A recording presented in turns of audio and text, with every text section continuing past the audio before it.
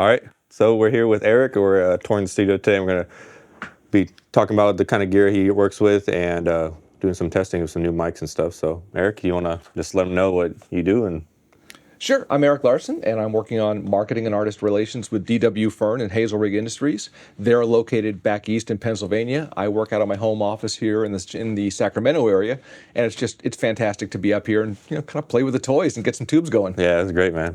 It's nice meeting you because you know so much stuff about. I tell everybody this now, but you know so much stuff, and it's just crazy getting like knowledge from people and stuff online now. I mean, that's it. It's really nice of you to say it. Yeah. I know the stuff because I get to talk to geniuses. I work with Doug Fern, I work with George Hazelrigg and Joff Hazelrigg, and they've been doing this forever. I mean, they're all engineers, they're musicians, they're players, and then they started building this gear. So, I ask a lot of questions. They gave me the answers. I get to play with this stuff, and now I get to work with a lot of great engineers all over the country, and it's a whole lot of fun. I mean, I grew up as a music fan, and now I get to work with the people who are doing it. It's a blast. Oh yeah, that's great. You're living the life. I'm not complaining. So you work with DW Fern, and they also have another group, which is Hazelrigg. Is under the group? It's all the same company. So right now, the company itself is Hazelrigg Industries. That's the LLC. But Doug Fern started the DW Fern brand in '93 when he started building a preamp. He built one for himself because he quite simply couldn't buy what he wanted. The stuff he could get on the market just didn't have the sound for his ear. So he went out and come up with a circuit that he liked, went out and bought the absolute best components of everything. Because he said, I'm going to build one. This is it. Going to go. He loaned to a buddy of his. The reaction was great. One thing led to another. He ended up moving into business to sell them. That was never the intent, which is kind of there. And then George and Joff Hazelrigg were also in a situation where they couldn't get the sound that they were looking for. They got to know Doug and heard some of his stuff. And then at one point they said, and Joff was working as an assembler for Doug Fern at DW Fern. They said, what we'd like to do is license some of your designs to build a more portable product. And the VLC we have here. They said, we want to build kind of an easy to carry case that's got your mic pre-design, that's got your tube DI, that's got a portion of your inductor-based EQ. We want to make kind of a Swiss Army knife that you can easily throw on a plane, put onto a console and just kind of move with. That became the Hazelrigg Industries VLC. A couple of years go by, the companies then merged. So they had always been building all of the equipment in the same shop with the same pieces, but now the way it's fleshed out is the DW Fern line are 3U high, they've got the beautiful red aluminum face panels, and right now those are the stereo units. So the 2-channel EQ, the 2-channel preamp, and then the 2-channel stereo linkable dual mono compressor. Those are the DW Fern branded products. The 2U products that are typically single channel, the VLC and our V&E compressor, are both Hazelrigg Industries. Okay. That's but clear. Exactly the same parts, built by George and Joff and Matthew, who is a fantastic assistant in the shop there, and it's all handcrafted. That's really crazy. They build every unit? Every unit. Wow, that's amazing. Everything's by hand.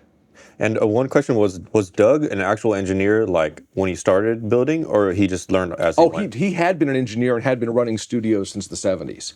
So audio engineer, but I know back then audio engineer meant different than what it does now. Like you actually have to know electronics and like all the transistors and stuff? It really was that. And he knew more about it than some engineers did. I mean, I know, and obviously he's got his Doug Fern podcast where he talks about his history in great detail on one episode. But, in his teens, he had started working at a local radio station. He had started messing around with electronics and building things. So he always had an interest in the electronics. Because not every engineer back there was necessarily a technician, but there was more to it. I mean, back then, right now, anybody with a DAW can say, yes, I'm an engineer, but there's a certain amount of like, well, what really happens? How do these machines work? How does the signal flow go? What's going through them? But he was always more technically minded than most. And when it came down to it, it was really a matter of just saying, yeah, I want to build one.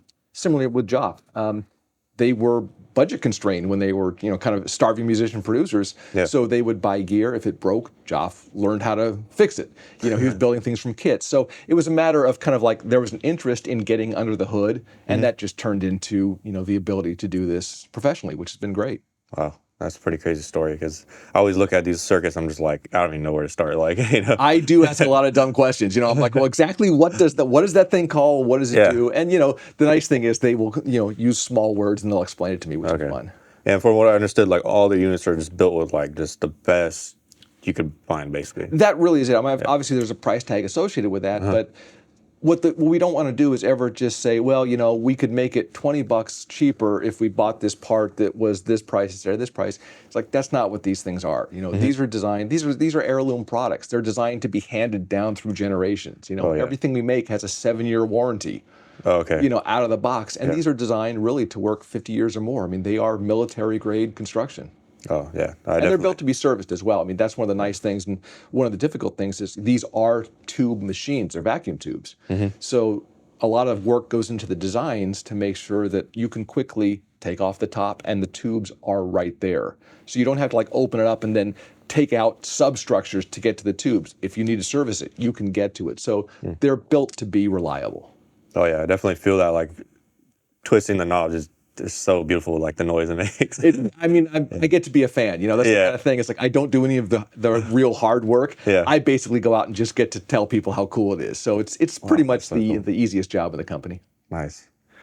And all right. So I remember you saying that the compressors are built in a different way that they compress. It was was it? It's the pulse width modulation compression. It's a PWM, and I can kind of give you a pretty solid kindergarten explanation, but at some point I'll definitely connect you with George and Joff and Doug, and they can give you the details. But rather than be a VCA control compressor or an opto control compressor, and those designs are great.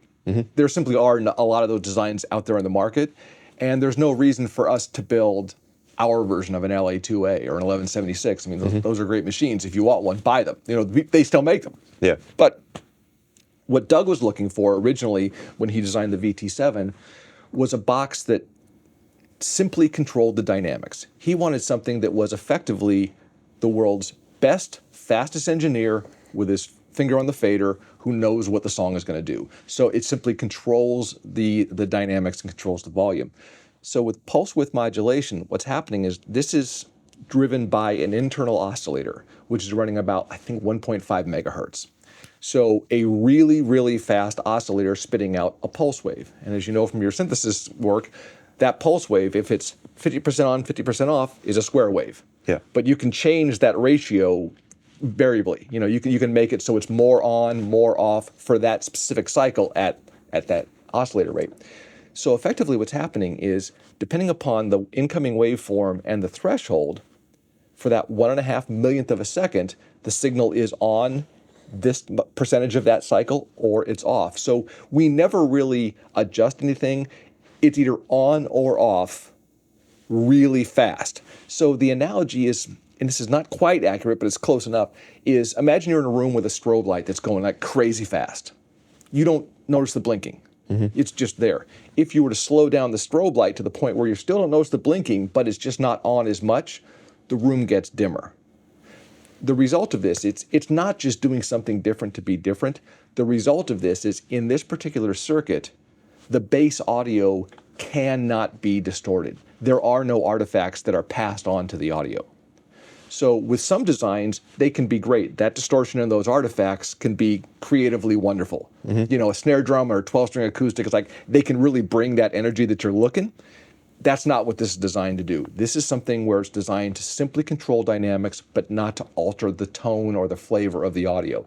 So with that, if you're doing R&B vocals or rap vocals, you can crush it, and it doesn't change the intelligibility. If you're going to crush a bass, you don't lose the fundamental pitch. And it really just, it makes it so you have complete control over the dynamics without having to worry about losing the flavor of the audio.